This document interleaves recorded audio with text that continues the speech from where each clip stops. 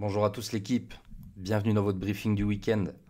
Alors au programme, à quoi s'attendre cette semaine? BTC Ethereum, niveau clé et invalidation. Avant de commencer, petite présentation personnelle, Range Starter. Je dispense 3 lives par semaine sur les 5 qu'on propose à l'intérieur du Discord Pro. Vous trouverez tous les liens dans la description.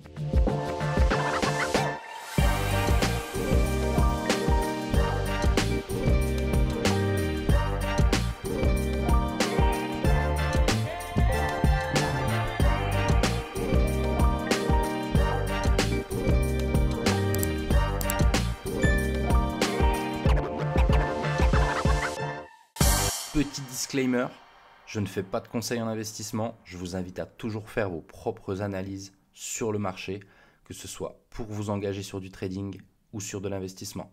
Allez l'équipe, on va partir directement sur Forex Factory pour cerner la volatilité cette semaine. On s'aperçoit tout de suite que lundi, ça va être très calme au niveau des chiffres. Mardi également. Mercredi, ça commence à se compliquer et c'est ce qu'on recherche, de la volatilité. Donc on aura les CPI, donc les prix de l'inflation pour le consommateur. Également le FOMC avec les projections et la conférence de presse. Donc mercredi, grosse volatilité à prévoir. Jeudi également, les PPI et les chiffres de l'emploi. Vendredi, la confiance des consommateurs.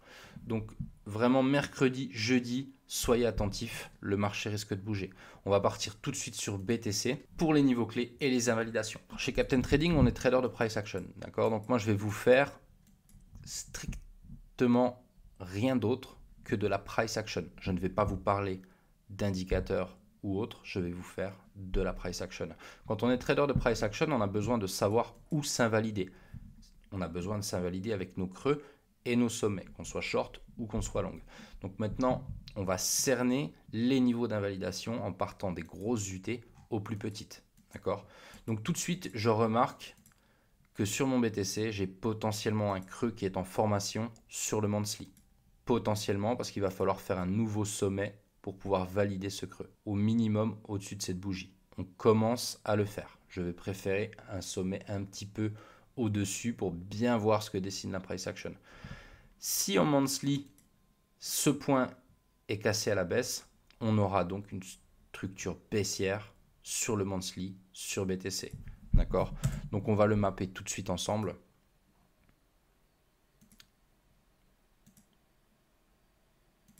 Je vais vous mapper les MSB en orange. D'accord? Et je vais tout de suite vous noter que c'est le MSB monthly.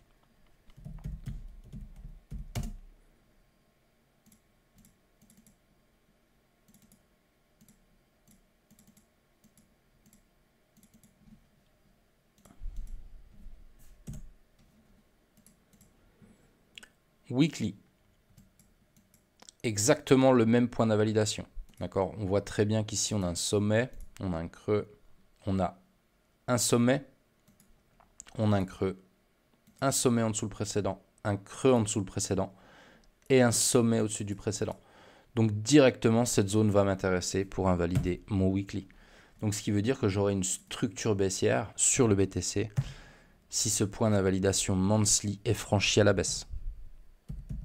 Également weekly. Donc on a deux MSB réunis en un seul. D'accord? Donc le monthly, le weekly. Faites très très attention à ce point. D'accord? On va passer sur notre 3D pour pouvoir s'invalider sur du 3D. Et on constate que le MSB est ici. D'accord? Ici j'ai un sommet et ici j'ai un creux. On va passer sur notre daily directement. Et j'ai mon daily qui rejoint le 3D. Donc comme ici, où j'ai mon monthly et mon weekly, ici j'ai un 3D et un daily.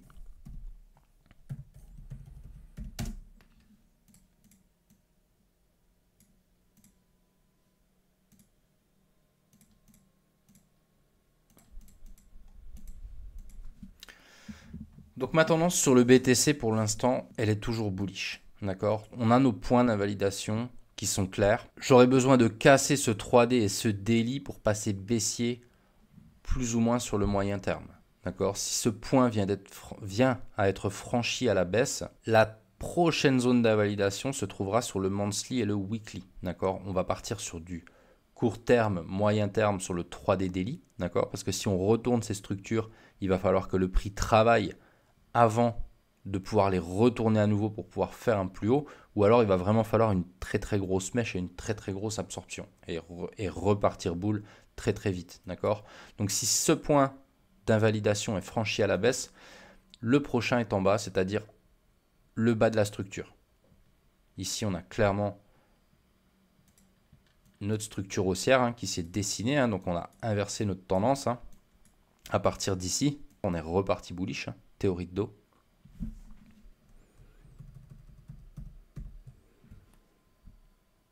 Donc le dernier point à ne pas perdre sur BTC, c'est bien notre monthly et notre weekly. Maintenant, on va regarder un petit peu les niveaux clés sur le BTC.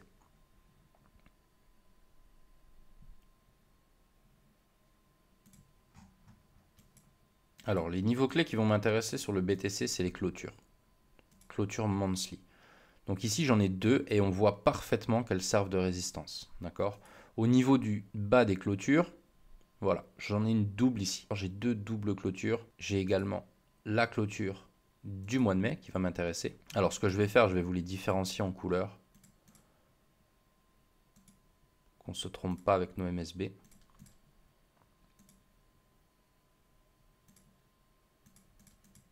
Voilà. Et on va passer directement sur notre daily. On s'aperçoit que les clôtures du bas cernent notre bas de range directement. On voit très bien que c'est notre zone de support principale. Ici, on a eu un franchissement à la baisse et une réintégration pour pouvoir prendre appui dessus et pousser un plus haut. Les clôtures monthly de mars et d'avril nous servent parfaitement de résistance. C'est clairement le point qui nous fait défaut pour l'instant sur le BTC. Donc, j'ai mon range qui est tracé uniquement par les clôtures. On pourrait se servir uniquement des clôtures sur le BTC pour le trader. Ok. On voit que notre clôture du mois dernier, donc la clôture du mois de mai, que je vais vous noter ici,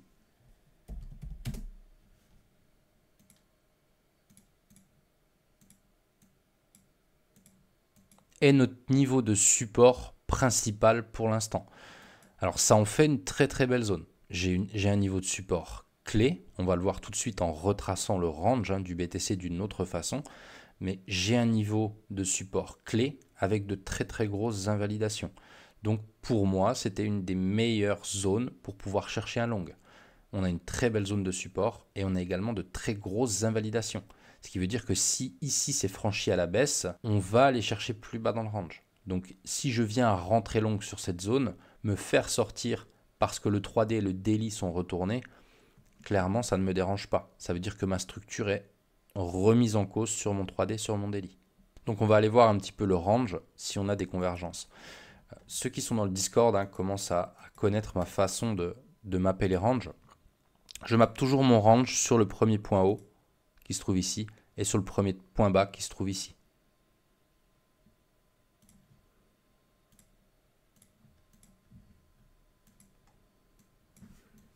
Voilà, convergence parfaite avec le mid-range.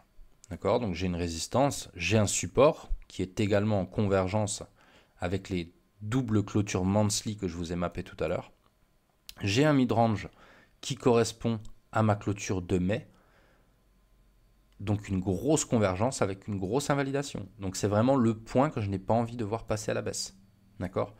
Si ce point est franchi à la baisse, clairement sur le BTC, on peut repasser sur notre daily et cerner la zone d'imbalance. Je pense que ce sera la cible sur le BTC. D'accord ? On a une belle zone d'imbalance qui est ici, à venir combler. Et on a également une demande en daily.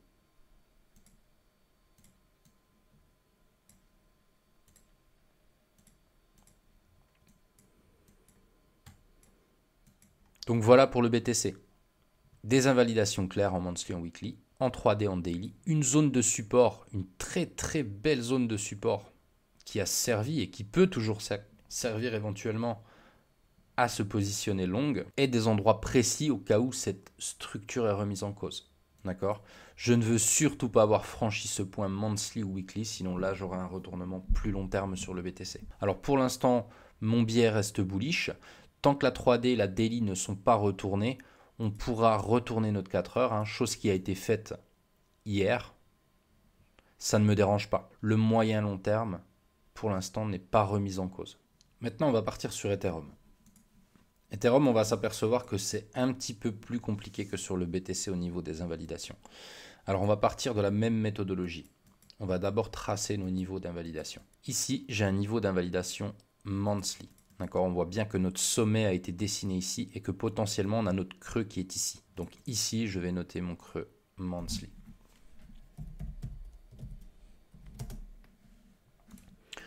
On va directement passer sur notre weekly et sur Ethereum, le monthly correspond également au weekly. Donc ce qui fait que j'ai de nouveau, comme sur le BTC, deux points d'invalidation qui se rejoignent.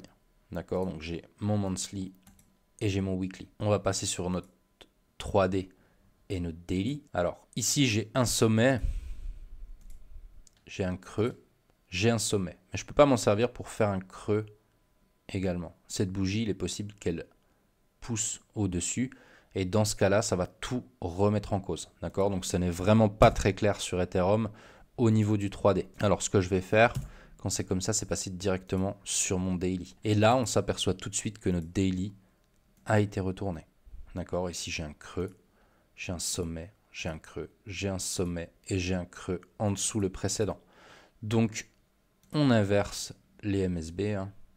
Le point de retournement en daily sur Ethereum se trouve au-dessus. C'est notre dernier sommet. C'est le sommet à venir récupérer pour retrouver une structure bullish sur le daily sur Ethereum. Bien sûr, il y a une nuance à ça, c'est que on peut très bien refaire un sommet ici, un creux au-dessus du précédent, et dans ce cas-là, le point de retournement se trouvera ici. Donc peut-être un scénario sur Ethereum. Donc on ne se presse pas pour se placer, on attend que les choses se dessinent.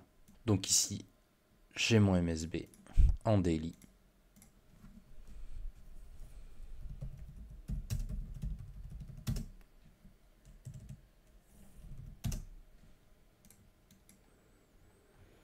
Voilà, nos niveaux d'invalidation sont tracés. Maintenant, je vais m'intéresser au niveau clé. D'accord? Donc les niveaux clés, avant de reprendre la même méthode et de marquer mes clôtures, je vais tout de suite marquer les zones qui me sautent aux yeux sur Ethereum. Et c'est cette énorme bougie de news qu'on a eu pour les ETF qui a laissé un très très gros imbalance sur BTC. Sur Ethereum, pardon. Donc gros imbalance et tout de suite ici, je remarque que j'ai une petite demande en daily. Donc c'est une zone qui va m'intéresser également.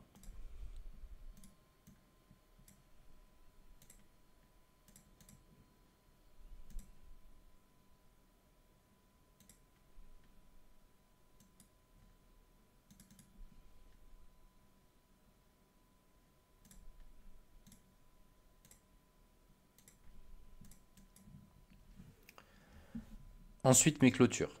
Donc on va reprendre le monthly, hein, comme je vous le disais tout à l'heure, et on va marquer nos clôtures. On va marquer nos doubles clôtures. Ici, j'ai une double clôture qu'on va mettre en blanc.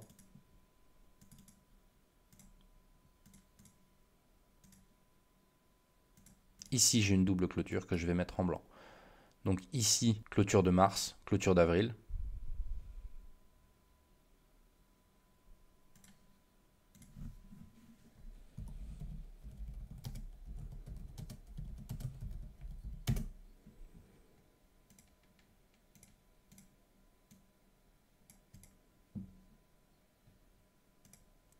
Ici, clôture d'avril, clôture basse de mai.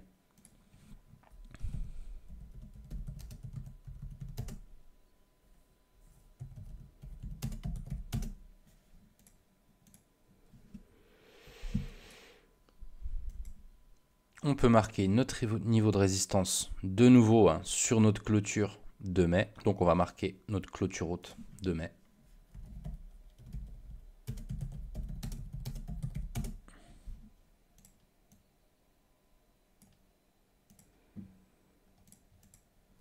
Donc voilà pour nos clôtures. Maintenant, on va commencer à dézoomer hein, pour voir si ces niveaux sont intéressants. Ici, on remarque tout de suite hein, que nos doubles clôtures ont servi de résistance et que pour l'instant, elles servent de support. Donc niveau très important. On voit qu'il a été franchi et réintégré instantanément. Donc pour l'instant, notre niveau de résistance, hein, qui est très marqué, est potentiellement en train de devenir support. D'accord? On voit également que notre dernière clôture, notre clôture haute de mai, nous a servi de support pendant un petit temps. Donc maintenant, le but pour Ethereum, ce sera de reclaim ce niveau. D'accord? Donc on en revient au scénario que je vous disais tout à l'heure. Pourquoi pas sur le daily, faire une sorte de double bottom pour pouvoir réintégrer notre niveau et éventuellement repasser haussier. Ça, c'est un scénario qui pourrait se dessiner. Autre façon de faire, c'est de tirer notre Fibonacci sur le dernier mouvement haussier. Alors, vous pouvez prendre différents niveaux. Moi, personnellement, je le prendrais depuis ici, sur un Fibo classique, pour chercher les convergences. Et on s'aperçoit que sur notre dernier mouvement haussier, on est également sous résistance. Donc, on devra reclaim nos 0,236 et notre clôture monthly. D'accord? Donc là, on a un point de convergence en résistance. Donc on attendra bien le dessin de la structure que je vous ai fait tout à l'heure pour pouvoir se positionner. Et éventuellement un franchissement de ces niveaux. Tant qu'on est en dessous, on reste sous résistance. Donc c'est compliqué de s'engager long sur Ethereum sur ces niveaux. On attendra bien de les récupérer. Si jamais on vient avoir un rejet, les zones elles sont claires. On a notre double clôture monthly ici, donc d'avril et de mai. Nos 786 sur ce dernier mouvement haussier et cette demande. Donc un travail de la zone d'imbalance pour combler cette jambe maigre et un retournement de structure pour pouvoir repousser des plus hauts sur cette zone est largement possible. Et c'est ma zone privilégiée pour rechercher un long sur Ethereum. Je vous rappelle que la zone est clé avec les niveaux que je viens de vous démontrer et une invalidation monthly, weekly, béton. C'est-à-dire que si un retournement de structure a lieu ici, je n'hésiterai pas à m'engager avec un stop loss sous le monthly et sous le weekly. Ça reste ma propre vision du marché. Donc voilà un petit peu les niveaux clés sur BTC et sur Ethereum et les points d'invalidation. Voilà l'équipe, vous avez les niveaux clés, les invalidations, vous avez tout pour faire pour cette nouvelle semaine de trading. Je vous remercie de m'avoir écouté.